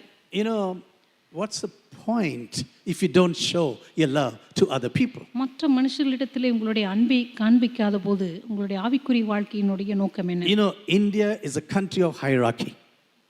இந்திய தேசம் எப்பொழுதுமே உயர்வு தாழ்வு பார்க்கிறதான ஒரு தேசம் தான். I tell you, whether you are going to be hurt, I will tell you this is true of our nation. ஒருவேளை இதனால நீங்க காயப்பட்டாலும் பரவாயில்ல, இதுதான் உண்மை, இதை நான் சொல்லுவேன். And unless we change in the church, சபைகளிலே இதை நான் மாற்றாவிட்டால் how will the world change? இந்த உலகம் இப்படி மாறும். You know, Reinhard Bonke, a very famous evangelist, ரெய்னார்ட் பொங்கே மிக பிரபலமான ஒரு சுவிசேஷகர். he led millions to Christ. இந்த மனுஷன் கோடிக்கணக்கான ஜனங்களை ஆண்டவரிடத்தில் நடத்தி இருக்கிறார். Do you know, he said the church is a lifeboat. இந்த மனுஷன் சொன்னார், சபைதான் ஒரு ஜீவ படகு. There are millions of people suffering there outside on the open seas. இந்த உலகத்திலே, இந்த சமுத்திரத்திலே கோடிக்கணக்கான ஜனங்கள் தங்களுடைய ஜீவனுக்காக போராடி கொண்டிருக்கிறார்கள். We are going there to save these people and bring them into eternal life. அங்கே போய் அந்த ஜனங்களுடைய ஜீவனை காப்பாற்றி அவர்களை பரலோகத்திற்கு கொண்டு சேர்க்கும்படியாகத்தான் நாம் இருக்கிறோம். But if the water from the seas enters into the lifeboat, ஆனா கடலுக்குள்ள இருக்கிறதான இந்த தண்ணீர் இந்த படகுக்குள்ள வரும் என்று சொன்னால் that is disaster for the lifeboat. அதுதான் இந்த காப்பாற்றுகிற படகுக்கு வரக்கூடிய மிகப்பெரிய ஆபத்து. This is the thing that is happening to the church today. இன்றைக்கு சபைக்கு நடைபெறுகிற மிக ஆபத்தான காரியம் இதுதான். All the waters of the world are beginning to enter here. இந்த உலகத்தில் இருக்கிறதான எல்லா தண்ணீர்களும் இப்பொழுது சபைக்குள்ள நுழைய Oh, ஆரம்பிக்கிறது. we say we are holy people, we are sanctified people, நாமெல்லாம் பரிசுத்தவான்கள், ஆண்டவரால் பரிசுத்தமாக்கப்பட்டவர்கள் என்று சொல்லுகிறோம். chosen by God, chosen by God. தேவனால் தெரிந்து கொள்ளப்பட்டவர்கள். But we can sit around and gossip and quarrel when two other people are working hard. ஆனா ரெண்டு பேர் கஷ்டப்பட்டு வேலை செய்து கொண்டிருக்கும் பொழுது நம்ம எல்லாரும் உட்கார்ந்து ஒருத்தரோட ஒருத்தர் சண்டை போடுறதும் வாக்குவாதம் பண்றதும். A whole group of people are working to keep this building clean. இந்த முழு கட்டடத்தையும் சுத்தம் பண்ண வேண்டும் என்று சொல்லி ஒரு குழு கடினமாக வேலை செய்து கொண்டிருக்கும் போது Another group just sits down and watches other people suffer. இன்னொரு குழு உட்கார்ந்து அமைதியாக அவர்கள் கஷ்டப்படுவதை பார்த்து கொண்டிருப்பது. Do you know what this Levite thought on that day? இந்த லேவியன் அந்த நாளில் என்ன நினைத்தார் தெரியுமா? My boss can also do the same thing. எனக்கு மேல இருக்கிற அந்த மனுஷனே இதை செய்ய முடியுமானால் He doesn't care about other people. அந்த மனுஷனே மற்றவர்களை பற்றி கவலைப்படாமல் இருக்கும்போது And why should I care now? அப்படியானால் நான் எதுக்கு கவலைப்படணும்? I will also go the old way. நானும் என்னுடைய வழியை பார்த்து கொண்டு போகிறேன். You know, we are called to be spiritual role models. நாம் எல்லாருமே மற்றவர்களுக்கு ஆவிக்குரிய முன்மாதிரிகளாக இருக்கும்படியாக We அழைக்கப்பட்டிருக்கிறோம். are called to be spiritual fathers and mothers. நாம் ஆவிக்குரிய தகப்பன்மார்களாகவும் தாய்மார்களாகவும் இருக்கும்படியாக I have அழைக்கப்பட்டிருக்கிறோம். told this many times in my life. இதை என்னுடைய வாழ்க்கையில் அநேக முறை நான் சொல்லியிருக்கிறேன். I had wonderful parents. That's no question about this. எனக்கு அற்புதமான பெற்றோர்கள் இருந்தார்கள், அதை பற்றி எந்த சந்தேகமும் இல்லை. But I had a wonderful spiritual father. ஆனா எனக்கு அற்புதமான ஆவிக்குரிய தகப்பன்மார்கள் இருந்தார்கள். He never tried to use me in a wrong way. இந்த மனுஷன் ஒருபோதும் என்னை தவறாக பயன்படுத்த முயற்சித்ததே He இல்லை. gave everything so that I come up in ministry. என்னுடைய வாழ்க்கையில ஊழியத்திலே நான் உயரமான இடத்துக்கு வரும்படியாக இந்த மனுஷன் எனக்காக எல்லாவற்றையும் He செய்தார். trained me completely. இந்த மனுஷன் எனக்கு முழுவதுமாக பயிற்சி கொடுத்தார். He sent me out to preach and said, "You are doing better. Go and preach now." என்னை விட நீ நன்றாக பிரசங்கம் பண்ணுகிறாய், எனவே நீ போய் பிரசங்கம் பண்ணு என்று When சொல்லுவார். he had invitations, he began to send me. இந்த மனுஷன் எப்பொழுதெல்லாம் அவருக்கு பிரசங்கம் பண்ணுவதற்கு அழைப்பு வருகிறதோ அப்பொழுதெல்லாம் என்னை அனுப்புவார். Without God and this person, I will not be on the stage today before you. தேவனும் இந்த மனுஷனும் இல்லாவிட்டால் இன்றைக்கு உங்களுக்கு முன்பாக இந்த மேடையில் என்னால் இருக்க I முடியாது. am so thankful for spiritual fathers and mothers. இப்படிப்பட்ட ஆவிக்குரிய தகப்பன்மார்களுக்காக தாய்மார்களுக்காக நான் மிகவும் நன்றியுள்ளவனாக How இருக்கிறேன். many spiritual children do you have exactly in your life? இன்றைக்கு உங்களுடைய வாழ்க்கையில எத்தனை ஆவிக்குரிய பிள்ளைகள் இருக்கிறார்கள்? How many of you can say, "I have real spiritual children"? உங்களில் எத்தனை பேர் சொல்ல முடியும் எனக்கு உண்மையாகவே ஆவிக்குரிய பிள்ளைகள் I இருக்கிறார்கள் have என்று? prayed for them. I have brought them to Christ. நான் அவர்களுக்காக ஜெபித்திருக்கிறேன், அவர்களையெல்லாம் கிறிஸ்துவுக்குள்ளாக நடத்தி I இருக்கிறேன். have trained them in ministry. நான் அவர்களெல்லாம் ஊழியத்திற்கு பயிற்சி They கொடுத்திருக்கிறேன். are coming forward because they see my life. அவர்கள் என்னுடைய வாழ்க்கையை பார்த்தபடியினால தான் அவர்களெல்லாம் இன்னைக்கு முன்னுக்கு வந்திருக்கிறார்கள். Just like Apostle Paul, can you really say, follow me, like how I am walking before God? அப்போஸ்தலனாகிய பவுல் சொல்லுகிறது போல நான் கிறிஸ்துவை பின்பற்றுவது போல நீங்கள் என்னை பின்பற்றுங்கள் என்று சொல்லி நம்ம எத்தனை பேர் சொல்ல முடியும்? My dear and sisters, the way we behave, leaders behave, other people will also behave. இந்த கருமையான சகோதர சகோதரிகளே, தலைவர்களாக இருக்கிற நாம் எப்படி நடந்து கொள்ளுகிறோமோ அதே போலத்தான் மற்றவர்களும் நடந்து கொள்வார்கள். We can say we are the great priests of the church. ஒருவேளை நம்ம தான் தேவாலயத்திலே மிகப்பெரிய ஆசாரியன் என்று சொல்லிக் கொள்ளலாம். Oh, we are bringing sacrifices to God. நாம் தான் தேவனுக்கு முன்பாக பலிகளை கொண்டு வருகிறோம். We are checking the animals. நாம் தான் மிருகங்களை சோதித்து பார்க்கிறோம். We elect the high priest, for example. நாம் தான் பிரதான ஆசாரியர்களை தேர்ந்தெடுக்கிறோம். We are very important for the temple. நாம் தேவாலயத்திலே மிக முக்கியமானவர்கள். But when it comes to be an example before God, ஆனா தேவனுக்கு முன்பாக மற்றவர்களுக்கு முன்னுதாரணமாக இருக்க வேண்டிய சூழ்நிலை வரும்போது can our children, our co-workers really see Jesus in us? உண்மையாகவே நம்மை சுற்றி இருக்கிறதான உடன் ஊழியர்கள் அல்லது நம்மோடு கூட இருக்கிறவர்கள் நம்மிடத்தில் இயேசுவை பார்க்க முடிகிறதா? The way we treat our children. நம்முடைய பிள்ளைகளை நாம் நடத்துகிற விதத்தில். You know, sometimes I'm really astonished how people confront children here in India. இந்திய தேசத்துல பிள்ளைகளிடத்துல மற்றவர்கள் அல்லது பெற்றோர்கள் நடந்து கொள்ளுகிற காரியத்தை பார்க்கும்போது எனக்கு மிகவும் அதிர்ச்சியாக இருக்கும். You know, I was a very naughty child. as a child. நான் வந்து குழந்தையாக இருந்த பொழுது, சிறுவனாக இருந்தபோது மிகவும் குறும்பு செய்கிற ஒரு பிள்ளை. I was a real challenge for my mother. என்னுடைய அம்மாவுக்கு உண்மையாகவே நான் ஒரு மிகப்பெரிய சவால் தான். Of course, she pampered me as being, because I was the only son. நான் தான் வீட்டில் ஒரே ஒரு ஆண் மகன், அதனால ஆண் பிள்ளைன்றதுனால எனக்கு ரொம்ப செல்லம் கொடுத்தாங்க. But she had her time, I tell you. ஆனால் உண்மையாகவே எங்கள் அம்மாவுக்கு என்னோட ஒரு பெரிய போராட்டம் தான். The next minute she will not know where I am. அடுத்த நிமிஷம் நான் எங்கே இருப்பேன்னு எங்கள் அம்மாவுக்கு தெரியாது. She will say, Gideon, you are here, yeah? அவங்க சொல்லுவாங்க, கிடியன் நீ இங்கே தான் உட்காந்துருக்கணும், சரியா? That's what I will say. இப்படி நான் தலையை ஆட்டிவேன். And the next minute, I'm gone. அடுத்த நிமிஷத்தில் அவ்வளோதான் இருக்க மாட்டேன். I'll be jumping around somewhere 1 kilometer away. அதுக்கப்புறம் பார்த்தா 1 கிலோமீட்டருக்கு அந்த பக்கம் ஓடிட்டு இருப்பேன். And then I'll come back home. அதுக்கப்புறம் திரும்பி வீட்டுக்கு வருவேன். You know, children are born like that. பிள்ளைகள் அப்படித்தான் இருக்கிறார்கள். They have to learn. அவங்க வந்து அவர்கள் பிறந்திருக்கிறது பிறப்பிலே அவர்கள் They கற்றுக்கொள்ளும்படியாக will test everything possible.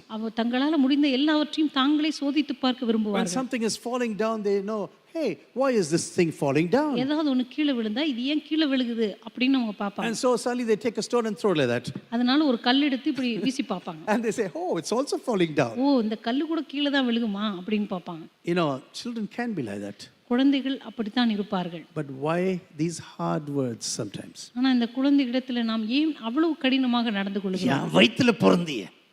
யா பின்ன எப்படிங்க பிறக்கிறது? You know, if the child is a little intelligent, பிள்ளை வந்து கொஞ்சம் புத்திசாலியா இருந்தா suddenly it's going to ask you this question. ஒருவேளை பிள்ளை உங்களை திரும்பி இப்படி கேட்கும், Mama, how should I be born then? அப்படின்னா நான் எப்படிமா பிறக்கிறது அப்படின்னு கேட்கும். You know, sometimes we can be so wild immediately. சில நேரத்துல பிள்ளைகளிடத்துல நம்ம எவ்வளவு வன்முறையாக இருக்கிறோம். You know, you just teach them, you just try to explain things, they will surely listen to you. நீங்க குழந்தைகளுக்கு மெதுவாக அவங்களுக்கு வந்து புரிந்து கொள்ளும்படி விளக்கி சொன்னாலே அவர்கள் புரிந்து கொள்வார்கள். Many things they really understand. நிறைய காரியங்களை பிள்ளைகளால புரிந்து கொள்ள முடியும். You know, I am talking to you because of my son Danilo. என்னுடைய மகன் டனிலோ பத்தி தான் நானும் சொல்லிட்டு இருக்கேன். And also Hope now, who's very close to me. இப்போ ஹோப்பும் எனக்கு ரொம்ப நெருக்கமான பிள்ளை I தான். will try to tell them what's happening around them. அவங்கள சுத்தி என்ன நடக்குது அப்படிங்கறத நான் உங்களுக்கு சொல்ல முயற்சிப்பேன். Because they are experimenting all the time. ஏன்னா அவங்க எப்பொழுதுமே மற்ற காரியங்களை சோதித்து பார்த்துட்டே இருப்பாங்க. You know, today morning I had a wonderful experience here. இன்னைக்கு காலையில எனக்கு ஒரு அற்புதமான ஒரு அனுபவம் இருந்தது. As usual, I forgot SBS. வழக்கம் போல நான் வந்து இந்த ஞாயிறு வேதபாட பள்ளியை மறந்துட்டேன். I was talking 10 minutes into my message. 10 நிமிஷம் ஏற்கனவே நான் செய்தியை பேச ஆரம்பிச்சிட்டேன். Suddenly one voice came from this table. திடீர்னு பார்த்தா இந்த மேஜை பக்கத்துல இருந்து ஒரு சத்தம் வந்தது. Tata! That's what he was calling. அங்கிருந்து தாத்தான்னு சத்தமா கூப்பிட்டான். I just looked around and Judah is standing there. சுத்தி பார்த்தா ஜூடா வந்திருந்தான். And he said, SBS yarum pogale. That's what he was telling me. அங்க நின்னு எஸ்பிஎஸ்க்கு யாருமே வரல தாத்தா அப்படின்னு சொல்லிட்டாரு. You know, I was very happy about it. அதை பற்றி உண்மையாகவே நான் சந்தோஷப்பட்டேன். At least he had the guts to challenge me. அதாவது அந்த பையனுக்காவது என்கிட்ட வந்து சொல்றதுக்கு ஒரு தைரியம் இருந்துச்சு. You know, many people will say, venappa. That's what they will say. நிறைய பேர் போய் சொல்லுங்கன்னு சொன்னா பயந்துட்டு வர மாட்டாங்க. They will say, no, he has started his message, don't disturb him now. சரி இப்ப செய்தி ஆரம்பிச்சிட்டாரு, போய் நம்ம ஏன் தொல்லை பண்ணணும். I was very happy about him. அவனை பத்தி எனக்கு ரொம்ப சந்தோஷமா And I இருந்துச்சு. said, hey, yeah, that's the way you should be. ஆமா, அவன் இப்படி தான் இருக்கணும் அப்படின்னு நான் You சந்தோஷப்பட்டேன். must know to speak there and say, yeah, things have to happen according to what you plan. நீங்க ஏற்கனவே எப்படி திட்டம் பண்ணீங்களோ அது போல இப்ப சபையில நடக்கணும்னு சொல்றதுக்கு யாராவது இருக்கணும். Never forget you are a role model for everyone under you. உங்களுக்கு கீழ இருக்கிற எல்லாருக்குமே நீங்க ஒரு முன்னுதாரணம் என்பதை நீங்கள் மறந்து விடாதீர்கள். The Levite also is gone. இங்கே இப்பொழுது லேவியனும் போய்விட்டான். And now the Samaritan is coming. அடுத்தது ஒரு சமாரியன் வருகிறார். Samaritans are the born enemies of the Jews. சமாரியர்கள் பிறப்பிலேயே யூதர்களுக்கு எதிரிகள். You know why? ஏன் தெரியுமா?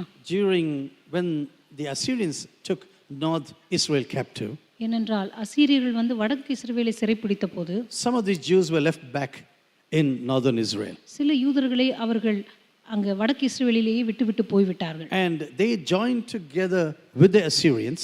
அவர்கள் அசீரியர்களோடு கூட கலந்தபடியினாலே and built families for themselves. அவர்களோடு கூட திருமணம் செய்தபடியினாலே அவர்களுக்குள்ளே குடும்பங்கள் உண்டானது. And these are the people who were called Samaritans. அவர்களுக்கு பிறந்த பிள்ளைகள் தான் அசீரியர்கள் என்று அழைக்கப்படுகிறார்கள். Normally they were hated by Orthodox Jews. சாதாரணமாக பாரம்பரிய யூதர்களினாலே இந்த அசீரியர்கள் இந்த சமாரியர்கள் மிகவும் வெறுக்கப்பட்டார்கள். கலப்படம். That's what the people were telling. அவர்கள் சொல்லுவார்கள், இவர்கள் கலப்பினமா இருக்கிறபடியினால You are not the real Jew now. நீங்க வந்து ஒரு சரியான யூதன் கிடையாது. And we hate you.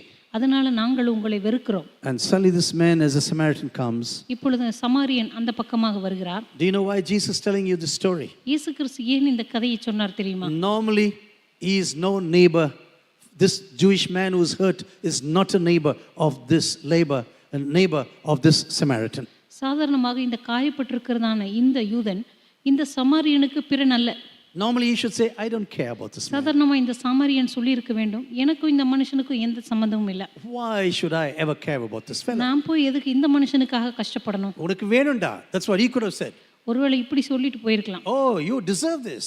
உனக்கு இது நல்லா வேணும். You are my born enemy. நீ வந்து பிறப்பிலேயே எனக்கு எதிரி தானே. Why are you only half dead now? ஏன் உனக்கு வந்து பாதி உயிரோட விட்டுட்டு போனாங்க உன்னை? Yeah, let the other half also go. இன்னும் இருக்கிற இந்த பாதி உயிர் கூட போனா நல்லா இருக்கும். Why should I come and work for you, man? ஏன் இப்போ வந்து உனக்கு நான் வேலை செஞ்சுட்டு இருக்கோம்? But now Jesus bringing the point now in this entire story. ஆனா இயேசு கிறிஸ்து இந்த முழு கதையினுடைய அந்த கருத்துக்கு வருகிறார். You say you are a Pharisee? நீ ஒரு பரிசேயன் என்று உன்னை பார்த்து சொல்லுகிறாய். You say you belong to the tribe of the Levites? நீ லேவிய குடும்பத்தைச் சேர்ந்தவன் என்று சொல்லுகிறாய். And you just walk away. ஆனா நீ பார்த்து விட்டு அந்த பக்கமாக விலகி போகிறாய். But did you see the Samaritan? ஆனா இந்த சமாரியனை பார்த்தாயா? And when he saw this person, இந்த குற்றீராய் கிடக்கிற இந்த மனுஷனை இந்த சமாரியன் கண்டவுடனே he had compassion on this person. அந்த மனுஷனை கண்டு இவன் மனதுருகினான். Do you know this word compassion means having feelings for someone? மனதுருக்கம் என்று சொல்லும் பொழுது இன்னொரு மனுஷனுக்காக நமக்குள்ளே பொங்கி எழுகிறதான பரிதாபங்கள். Having sympathy about a situation. அவனுடைய சூழ்நிலையை கண்டு நமக்குள்ளே எழுகிறதான பரிதாபம். And he says, I have compassion on this person. இந்த மனுஷனுக்கு நான் மனதுருகுகிறேன். First of all, he saw him. முதலாவது அந்த மனுஷனை அவர் பார்க்கிறார். Then he had compassion. அதுக்கப்புறம் அந்த மனுஷன் மேல மனதுருகி Then he went to him, அந்த மனுஷனுக்கு கிட்ட வந்து bound up his wounds, அவனுடைய காயங்களை கட்டி using his oil and wine. தன்னுடைய எண்ணெயினாலும் திராட்சை ரசத்தினாலும் அவனுடைய காயங்களுக்கு உதவி செய்து Then he set him on his own beast. தன்னுடைய சுய வாகனத்தின் மீது ஏற்றி And then he brought him to an end அதன் பிற்பாடு ஒரு சத்திரத்துக்கு அவனை கொண்டு வந்து and took care of him. அந்த மனுஷனை பராமரித்தான். And the next day he paid 2 denarii. அடுத்த நாளிலே அந்த சத்திரக்காரனுக்கு 2 பணத்தை கொடுத்து And says, take care of him properly. இந்த மனுஷனை விசாரித்துக்கொள். In case you are going to spend more, ஒருவேளை அதிகமாக அவனுக்கு நீ செலவழித்தால் I will come back and I will pay. நான் திரும்பி வரும்போது அதை உனக்கு செலுத்துவேன். I tell you, wonderful character. அற்புதமான குணாதிசயம். If you want to win people for Jesus in this world, இயேசுவுக்காக இந்த உலகத்திலே நீங்கள் ஆத்துமாக்களை ஆதாயப்படுத்த விரும்பினால் this is personal evangelism pure. இது முற்றிலுமாக ஒரு தனித்தாள் சுவிசேஷ ஊழியம். Do you know sometimes we behave like this? சில நேரத்தில் நாம் இப்படி நடந்து கொள்வோம். You know, it's a big temptation, I tell you. இது ஒரு மிகப்பெரிய ஒரு சோதனை தான். We don't want to go to certain houses. நம்ம சில வீடுகளுக்கு போவது நமக்கு பிடிக்காது. No, I'm not coming there. நான் அங்க வரல. I'll go to some other area. நான் வந்து வேற பகுதிக்கு ஊழியத்துக்கு போறேன். We have certain imaginations in our mind. நம்முடைய மனதில் சில கற்பனைகள் இருக்கும். We try to push them away. அவங்களை எப்படியாவது தள்ளி விட்டுறணும். And then we speak about the love of Jesus. அதுக்கப்புறம் இயேசுவின் அன்பு அப்படின்னு பேசிட்டு இருப்போம். The love of Jesus is calling you. இயேசுவின் அன்பு உன்னை அழைக்கிறது. We can be so divisive. ஆனா நமக்குள்ள அத்தனை பிரிவினைகளை நம்ம வைத்திருப்போம். And then we say, oh, we are speaking about the love of God. அதுக்கப்புறம் நம்ம சொல்லுவோம் தேவனுடைய அன்பை பற்றி. If you want to win someone for Christ, நீங்க கிறிஸ்துவுக்காக ஒருவரை ஆதாயப்படுத்த விரும்பினால் not only you see him first, நீங்க அந்த மனுஷனை முதலாவது பார்ப்பது மாத்திரமல்ல, secondly you must decide to go to him personally. இரண்டாவது அந்த மனுஷனிடத்தில் தனிப்பட்ட விதத்தில் போவதற்கு நீங்கள் முடிவெடுக்க வேண்டும். And this man used all the oil and wine that he has for his food on the way. இந்த மனுஷன் வடிக்காக தனக்காக வைத்திருந்ததான திராட்சை ரசத்தையும் எண்ணெயையும் அந்த மனுஷனுடைய உதவிக்காக பயன்படுத்துகிறார். He was carrying his food along with him. இந்த மனுஷன் தன்னோடு கூட தன்னுடைய உணவையும் எடுத்து செல்கிறார். With the oil and wine, that is food, partly for his food, he is carrying that. தன்னுடைய உணவுக்காக அவர் வைத்திருக்கிறதான அந்த எண்ணெயும் திராட்சை ரசமும் அவனுடைய உணவினுடைய ஒரு பங்கு. He says, I will sacrifice my food now. என்னுடைய உணவை இப்பொழுது நான் தியாகம் பண்ணுவேன். Because this man must be healed right now. ஏனென்றால் இந்த மனுஷன் இப்பொழுது சுகமாக வேண்டும். Not only I come, I see, I heal him. நான் வந்து அந்த மனுஷனை பார்த்து அந்த மனுஷனை சுகமாக்குவது மாத்திரமல்ல. And then what he did, he's put him on his own beast. இந்த மனுஷன் தன்னுடைய சொந்த வாகனமாகிய அந்த மிருகத்தின் மீது அவனை ஏற்றி. You know, some people, they don't want to take anyone in their own car. ஒரு சிலர் தன்னுடைய சொந்த வாகனத்துல யாரையுமே ஏத்த மாட்டாங்க. Except my wife and my children. என் மனைவி என் பிள்ளைங்களை தவிர no one must come into this car. யார் இந்த காருக்குள்ள வரக்கூடாது. Do you know why I gave you this car? எதுக்கு ஆண்டவர் இந்த கார் கொடுத்தார் தெரியுமா? To be useful for the kingdom. ஆண்டவருடைய ராஜ்யத்தில் அதை பிரயோஜனப்படுத்தும்படியாக. அப்படியே தொடைக்கிறது hours together we'll be cleaning. மணிக்கணக்காக நம்ம காரை இப்படி தொடச்சிட்டு இருக்கோம். No one should come into a house. யாரும் நம்ம வீட்டுக்குள்ள வந்துடக்கூடாது. No. This is my house. இது வந்து என்னோட வீடு. No, it is a house given to you by God. இல்லை, தேவனால் அது உங்களுக்கு கொடுக்கப்பட்ட வீடு. If you are going to use this house for his glory, இந்த வீட்டை நீங்க ஆண்டவருடைய நாமத்தின் மகிமைக்காக பயன்படுத்தும் God can give you 10 other houses, I tell you. ஆண்டவர் இன்னும் 10 வீடுகளை கூட உங்களுக்கு கொடுப்பார். Do you really believe this in your heart? இது உண்மையாகவே உங்களுடைய இருதயத்தில் விசுவாசிக்கிறீர்களா? நம்ம இதெல்லாம் நீங்க சொல்றீங்க பாஸ்டர், ஒண்ணும் நடக்கிறது இல்ல pastor. Maybe someone is thinking like this. ஒருவேளை இப்படி நான் பேசும்போது நீங்க இப்படி யோசிச்சிட்டு இருப்பீங்க. Do you know why this is not happening? இது ஏன் உங்களுக்கு நடக்கல தெரியுமா? Because you are not taking the first step. ஏன்னா முதல் படியை நீங்கள் எடுத்து வைக்கவில்லை, அதனால தான். You are standing outside the swimming pool and you're saying, I am swimming. நீங்க நீச்சல் குளத்துக்கு வெளியே நின்னுட்டு நான் நீச்சல் அடிக்கிறேன்னு இப்படி காத்துல பண்ணிட்டு இருக்கீங்க. They'll be doing just dry exercises. இப்படி வந்து தண்ணியே இல்லாம நான் வந்து நீச்சல் அடிக்கிறேன்னு வெளியில நின்னு சொல்லிட்டு இருப்பாங்க. But only if you jump into the water, you know that the water can carry you. ஆனா தண்ணியில நீங்க குதிச்சாதான் தண்ணி உங்களை சுமக்க முடியும் என்பதே உங்களுக்கு தெரிய வரும். Only if you trust on God and jump into his word. நீங்க கர்த்தரை நம்பி அவருடைய வார்த்தையை விசுவாசித்து, only then God will prove to you that he's alive. அதுக்கப்புறம் ஆண்டவர் உங்களுக்கு நிரூபிப்பார் அவர் உயிரோடு கூட இருக்கிறார் என்று. I am a God who never lies to you. நான் உன்னிடத்தில் பொய் சொல்லாத ஒரு தேவன் என்று சொல்லி அவர் நிரூபிப்பார். I can use your house, your vehicle, everything for my glory. நான் உன்னுடைய வீட்டை, உன்னுடைய வாகனத்தை என்னுடைய மகிமைக்காக பயன்படுத்த முடியும் என்று அவர் சொல்லுவார். If you can use one house and one vehicle for my glory, ஒரு வாகனத்தை ஒரு வீட்டை என்னுடைய நாமத்தின் மகிமைக்காக நீ பயன்படுத்தும்போது, I will give you many vehicles and houses for my glory. நான் என்னுடைய நாமத்தின் மகிமைக்காக உனக்கு अनेक வீடுகளையும் வாகனங்களையும் கொடுப்பேன். Do you really believe this evening? உண்மையாகவே இந்த மாலை வேளையிலே விசுவாசிக்கிறீர்களா? என்னமோ சொல்றீங்க, சரி சொல்லுங்க. some people are like that. ஒரு சிலர் அப்படி யோசிச்சிட்டு இருப்பீங்க. We preach about this. நாம் அதை பற்றி பிரசங்கம் பண்ணுகிறோம். And we teach everyone about this. அதை பற்றி நாம் மற்றவர்களுக்கு போதனை செய்கிறோம். Be people of faith now. நாம் விசுவாசத்தின் ஜனங்களாய் இருப்போம். Oh, give and it will be given unto you. நீங்கள் கொடுங்கள், அப்பொழுது உங்களுக்கு கொடுக்கப்படும். Sometimes we preach like this. சில நேரத்துல இப்படி பிரசங்கம் பண்ணிட்டே இருப்போம். But if you are extremely wide hearted with God, ஆனா தேவனோடு கூட மிக பரந்த இருதயம் உள்ளவர்களாக நீங்கள் இருந்தால், God will be totally wide hearted to you. ஆண்டவர் உங்களுக்கும் பரந்த இதயம் உள்ளவர்களாக இருப்பார். This is my personal testimony. I can vouch for that. இது என்னுடைய சொந்த சாட்சி, இதற்காக நான் கையெழுத்திட முடியும். I really believe on such a lifestyle. இப்படிப்பட்ட வாழ்க்கை முறையை நான் முற்றிலுமாக நம்புகிறேன். Even today when we travel, for example in our home in Germany, இன்றைக்கும் கூட ஜெர்மனி தேசத்திலிருந்து நாங்க பிரயாணம் பண்ணும்போது, we give our keys to the church. எங்களுடைய வீட்டு சாவியை சபையில கொடுத்துருவோம். And we say, Pastor, if anyone is coming, missionaries, anyone wants to stay, they can stay. Pastor யாராவது ஊழியக்காரர்கள் மிஷனரிகள் வந்தா எங்க வீட்ல தங்கிக்கலாம். And they can stay, use our home and give back the keys. அவர்கள் வந்து எங்க வீடுகளிலே தங்கி கொண்டு அதுக்கு பிற்பாடு சாவியை கொடுத்து விட்டு போவார்கள். But immediately what we will ask? ஆனா நம்ம என்ன கேள்வி கேட்போம் தெரியுமா? டிவி காணா போயிடுச்சுனா சாவி கொடுக்கறதா?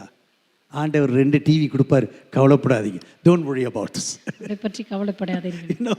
God can do wonders not only in Europe or Germany, he can do the same thing even here in India, I tell you. ஆண்டவர் ஐரோப்பாவிலும் ஜெர்மனியில மாத்திரமல்ல, இந்திய தேசத்துல கூட அவரால் அதே அற்புதத்தை செய்ய முடியும். This man brought him to the inn. இந்த மனுஷன் சத்திரத்துக்கு கொண்டு வரப்பட்டான். And then he paid for him. அதற்கு பிற்பாடு சத்திரக்காரனுக்கு பணத்தை கொடுத்தான். Took care of him. அந்த மனுஷனை விசாரித்துக் கொள்ள சொன்னான். Sometimes we say Jesus loves you. இயேசு கிறிஸ்து உன்னை நேசிக்கிறார். அதோட அவங்க உங்களை பார்க்கவே மாட்டாங்க. Then you are gone. அத சொல்லிட்டு நம்ம அந்த இடத்தை விட்டே போயிடுவோம். எங்கடா Jesus loves you காணா? That's what they'll be thinking. அதுக்கப்புறம் அவங்க நம்மளை தேடிட்டு இருப்பாங்க. But it's so important if you really want them to come to church. ஆனா அவர்கள் உண்மையாகவே சபைக்கு வர வேண்டும் என்று நீங்கள் விரும்பினால், if you really want them to come into the way of salvation, உண்மையாகவே ரட்சிப்பின் வழிகளிலே அவர்களை நீங்கள் கொண்டு வர விரும்பினால், you have to sacrifice your time. நீங்க உங்களுடைய நேரத்தை தியாகம் பண்ண வேண்டும். I will spend time with you. உன்னோடு கூட என்னுடைய நேரத்தை நான் செலவழிப்பேன். I will try to contribute everything for your healing. உன்னுடைய சுகத்துக்காக என்னிடத்தில் உள்ள எல்லாவற்றையும் நான் கொடுப்பேன். I will try to pay for your bills. உன்னுடைய கட்டணங்களை நான் செலுத்துவேன். And even if it is going to cost more, ஒருவேளை இன்னும் அதற்கான பணத்தை செலுத்த வேண்டியதாக இருந்தாலும் I am prepared to sacrifice. நான் இன்னும் தியாகம் செய்வதற்கு ஆயத்தமாக இருக்கிறேன். Without sacrifice, you can never bring people to Jesus. தியாகம் இல்லாமல் ஒரு நாளும் இயேசுவினிடத்திலே ஜனங்களை நீங்கள் கொண்டு வர முடியாது. Today, who's your neighbor? இன்றைக்கு யார் உங்களுக்கு பிறன்? தெரியாது பாஸ்டர். போய் கதவை மூடனா யாரையுமே பார்க்க மாட்டேன். You know, some people do not know who's next door. பக்கத்து வீட்டில் யார் இருக்கிறாங்க அப்படின்னு கூட நமக்கு சில நேரத்தில் தெரியாது. This really happened in St. Joseph's when I was a student. நான் மாணவனாக இருந்தபோது, நான் சென்ட் ஜோசப்ல படித்தபோது உண்மையாகவே இது நடந்தது. Two priests met each other. They came from France. பிரான்சிலிருந்து 2 குருமார்கள் வந்திருந்தார்கள். And in those days, wonderful teachers. அந்த நாட்களில் அவர்கள் அற்புதமான ஆசிரியர்கள். And both of them met and they were talking, hey, where do you come from? அவங்க 2 பேரும் சந்தித்து பேசிட்டு இருந்தாங்க. நீங்க எங்க இருந்து வந்திருக்கீங்க? Oh, Paris. Yeah, Paris. Yeah, I also come from Paris. Yeah, yeah. அப்போ அவர் சொன்னார், நான் பாரிஸ்ல இருந்து வந்திருக்கேன் அப்படின்னு. அப்போ இவரு சொன்னார், நானும் பாரிஸ்ல இருந்து தான் வந்திருக்கேன். And which street? Which street? அப்போ அவர் கேட்டார், நீங்க எந்த தெருவுல இருந்து வந்திருக்கீங்க? Oh, the same street I was also living. அவர் சொன்னாரு, நானும் அதே தெருவுல இருந்து தான் வந்திருக்கேன். And the house number? அதுக்கப்புறம் வந்து வீட்டு நம்பர் என்ன? Do you know both of them were neighbors? அவங்க 2 பேரும் பக்கத்து வீட்டுக்காரங்க. They never knew. அவங்களுக்கு ஒருத்தர் தெரியாது. They met each other here in Rockford. இங்க இந்தியாவுல Near வந்து Rockford. பக்கத்துல மலைக்கோட்டையில வந்து தான் அவங்க 2 பேரும் சந்திச்சாங்க. Sometimes we go home, shut the door. சில நேரத்துல வீட்டுக்கு போய் கதவை சாத்திடுவோம். In the name of Jesus. இயேசுவின் நாமத்தினாலே. Only tomorrow morning I will open the door. நாளை காலையில தான் நான் கதவையே திறப்பேன். I will have nothing to do with my neighbors. எனக்கும் என் பக்கத்து வீட்டுக்காரருக்கும் எந்த சம்பந்தமும் கிடையாது. Lord, bless them and keep them away. ஆண்டவரே அவர்களை ஆசீர்வதித்து தூரமாக வைத்தருளும். We try to pray like this. நம்ம ஒருவேளை அப்படி ஜெபம் பண்ண முயற்சி பண்ணுவோம். And then we say, Lord, let your church grow. ஆண்டவரே உம்முடைய சபை வளரட்டும் அப்படின்னு ஜெபம் பண்ணுவோம். You know what Jesus will tell? இயேசு கிறிஸ்து நம்மை பார்த்து என்ன சொல்லுவார் தெரியுமா? You want the church to grow? சபை வளரணும்னு விரும்புறியா? Go to these hurt people. இங்கே காயப்பட்டிருக்கிற ஜனங்களை போய் பார். There are so many thousands around you who are hurt. உன்னை சுற்றிலும் அநேக காயப்பட்டிருக்கிற ஜனங்கள் இருக்கிறார்கள். Who really need help from you. உங்களிடமிருந்து உண்மையாக உதவி பெற்றுக்கொள்வதற்கு அவர்கள் தேவையில் இருக்கிறார்கள். You know only home, office, school, home, sleeping. Home, office, school, sleeping. வீடு, அலுவலகம், திரும்பி வீடு, அலுவலகம், அப்புறம் தூங்குறது, மறுபடியும் வீடு, அலுவலகம், இது மட்டும் தான் நமக்கு தெரியும். And then Lord, build your church. அதுக்கப்புறம் நம்ம ஜெபிப்போம், ஆண்டவரே உம்முடைய சபையை கட்டி எழுப்புவீராக. Oh, meet these people, Lord. ஆண்டவரே இந்த ஜனங்களை சந்தியும். I think we have to accept we do very little for the growth of the church. சபையினுடைய வளர்ச்சிக்காக நாம் மிகவும் குறைவாகத்தான் செய்கிறோம் என்பதை நாம் ஒத்துக்கொள்ள வேண்டும். Church is my theme. I don't want to bother you now. சபை வந்து என்னுடைய தலைப்பு தான். அதனால இப்போ அதை பேசி இப்போ நான் உங்களை கவலைப்படுத்த விரும்பவில்லை. But the story of the Good Samaritan has a wonderful, wonderful meaning for every one of us. ஆனால் நல்ல சமாரியனுடைய இந்த ஊமையினுடைய கருத்து நம்ம எல்லாருடைய வாழ்க்கைக்கும் அற்புதமான ஒரு கருத்தை சொல்லுகிறது. Open your eyes, look to the people who are hurt around you. உங்களுடைய கண்களை திறந்து பாருங்கள், உங்களை சுற்றிலும் இருக்கிறதான காயப்பட்டிருக்கிற ஜனங்களை பாருங்கள்.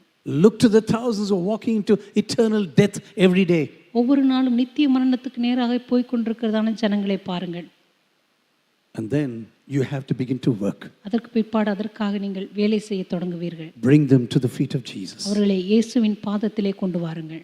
I want every eyes to be closed. எல்லாரும் கண்களை மூடும்படியாக கேட்டுக்கொள்கிறேன்.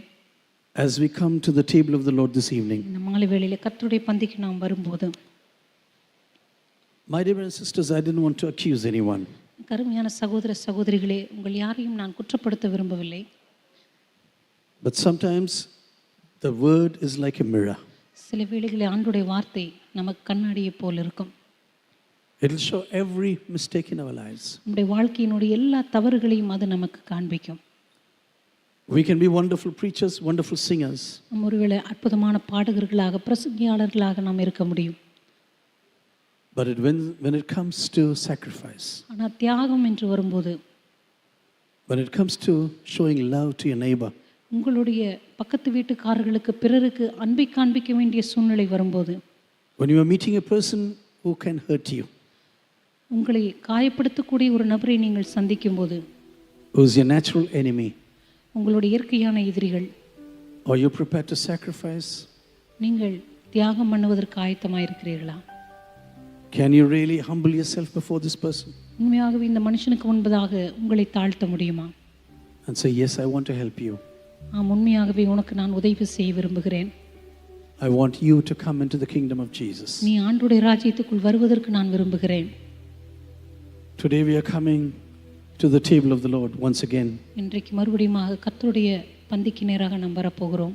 As we eat the bread and drink the wine, ஆண்டவருடைய அப்பத்தை புசித்து திராட்சை ரசத்தை பானம் பண்ண போகிறோம். which is a sign of the blood of Jesus. இது இயேசு கிறிஸ்துவினுடைய இரத்தத்திற்கு அடையாளமாக இருக்கிறது. When we wash the feet of one another, நாம் ஒருவருடைய பாதத்தை ஒருவர் கழுவும் போது one of the greatest qualities of the Christian faith is humility. கிறிஸ்துவ விசுவாசத்தினுடைய மிகப்பெரிய உயர்ந்த தரமே மனத்தாழ்மைதான். If you want to be exalted one day, நீங்கள் ஒரு நாள் உயர்த்தப்பட வேண்டும் என்று நீங்கள் விரும்பினால் just go down and God will bring you up. உங்களை நீங்களே தாழ்த்தி கொள்ளுங்கள். அப்பொழுது ஆண்டவர் உங்களை உயரத்திற்கு கொண்டு செல்வார். If you are a proud person, you have a great enemy, நீங்கள் பெருமைக்காரராக இருந்தால் உங்களுக்கு மிகப்பெரிய ஒரு எதிராளி உண்டு. and that is God himself. அது தேவனே உங்களுக்கு எதிராளியாக இருப்பார். I resist the proud. ஆண்டவர் சொல்லுகிறார், பெருமைக்காரனுக்கு நான் எதிர்த்து நிற்கிறேன். I will resist the proud. பெருமை உள்ளவர்களுக்கு நான் எதிர்த்து நிற்கிறேன். Whoever you are, I don't care. நீங்கள் யாராக இருந்தாலும் அதை பற்றி எனக்கு கவலை இல்லை. If you want to be exalted, நீங்கள் உயர்த்தப்பட விரும்பினால் just humble yourself. உங்களை நீங்களே தாழ்த்தி கொள்ளுங்கள். Humble yourself into the mighty hands of God, தேவனுடைய வல்லமையான கரங்களுக்குள்ளாக உங்களை தாழ்த்துங்கள். and he will raise you at the appointed time. சரியான நேரத்தில் தேவன் உங்களை உயர்த்துவார். Those who have repented, put the faith on Jesus, மனம் திரும்பி கர்த்தராகிய இயேசுவின் மீது தங்களுடைய விசுவாசத்தை வைத்தவர்கள், who have gone through water baptism. தண்ணீர் ஞான ஸ்நானத்தை பெற்றுக்கொண்டவர்கள், You can go as usual to the upstairs, men to the upstairs, and wash your feet with one another. சகோதரர்கள் எல்லாம் முதல் மாடிக்கு சென்று உங்களுக்காக வைக்கப்பட்ட இடத்திலே உங்களுடைய பாதங்களை ஒருவருக்கொருவர் கழுவி கொண்டு வாருங்கள். And sisters can go downstairs. சகோதரிகள் கீழ்த்தளத்திற்கு கடந்து செல்லலாம். This is not what we do once every month. இது ஒவ்வொரு மாதமும் நாம் செய்கிறதான ஒரு காரியம் அல்ல. This is not a custom, I tell you. இது வழக்கமாக செய்கிற ஒரு சடங்காச்சாரம் அல்ல. Jesus in John chapter 13, இயேசு கிறிஸ்து யோவான் எழுதின சுவிசேஷம் 13ஆம் அதிகாரத்திலே Jesus said, this is a model I am showing you. இயேசு கிறிஸ்து சொன்னார், உங்களுக்காக ஒரு மாதிரியை பின்வைத்து போகிறேன். The model has to be followed. அந்த மாதிரி பின்பற்றப்பட வேண்டும். Maybe there's someone you have to ask for forgiveness. ஒருவேளை யாரோ ஒரு இடத்துல நீங்கள் மன்னிப்பு கேட்க வேண்டிய அவசியம் இருக்கலாம். Maybe there is reconciliation necessary in a relationship. ஒருவேளை ஏதாவது ஒருவேளை நீங்கள் ஒப்புரவாக வேண்டிய நிலை உங்களுக்கு இருக்கலாம். Go to this person and say, I'm sorry, that's all. அந்த மனுஷனிடத்திலே சென்று மன்னித்துக் கொள்ளுங்கள் என்று சொல்லுங்கள். I am sorry. Very hard words, I know. மன்னித்துக் கொள்ளுங்கள் என்று சொல்வது மிகவும் கடினமாக தோன்றும். 3 words, not so easy. 3 வார்த்தைகள் தான், ஆனால் சொல்வதற்கு அவ்வளவு கடினமாக இருக்கும். But there's big freedom in these 3 words. ஆனால் அந்த 3 வார்த்தைகளிலே மிகப்பெரிய ஒரு விடுதலை இருக்கிறது. As we wait in the presence of the Lord now, இந்த நாளிலே கர்த்தருடைய பிரசன்னத்திலே நாம் காத்து கொண்டிருக்கும் போது let everything be done in silence and meditation. எல்லாமே அமைதியுடனும் ஒழுங்குடனும் ஜெபத்துடனும் செய்யப்படுவதாக. Lord, we ask God to really humble us. ஆண்டவருடைய சமூகத்திலே கேட்போம், ஆண்டவரே உண்மையாகவே எனக்கு ஒரு தாழ்மையின் இருதயத்தை தாரும். I need your humility. ஆண்டவரே உம்முடைய அந்த தாழ்மை எனக்கு தேவை. I want to be used by you. ஆண்டவரே உம்மால நான் பயன்படுத்தப்பட விரும்புகிறேன். Jesus, I want to trust you. இயேசுவே உம்மை நான் நம்ப விரும்புகிறேன். And you should help me to come closer to you. ஆண்டவரே உமக்கு அருகாமையில் வருவதற்கு நீர்தான் எனக்கு உதவி செய்ய வேண்டும். Not closer to you alone. ஆண்டவரே உம்மிடத்துக்கு அருகாமையிலே நான் வருவது மாத்திரமல்ல, I want to go close to everyone who's hurt in this world. ஆண்டவரே இந்த உலகத்திலே காயப்பட்டிருக்கிற ஒவ்வொரு மனிதர்களுக்கு அருகாமையிலும் நான் செல்ல விரும்புகிறேன். I want to be a true example. ஆண்டவரே நான் ஒரு நல்ல முன்மாதிரியாக இருக்க விரும்புகிறேன். Let us keep on praying. நாம் தொடர்ந்து ஜெபித்துக் கொண்டிருக்கலாம்.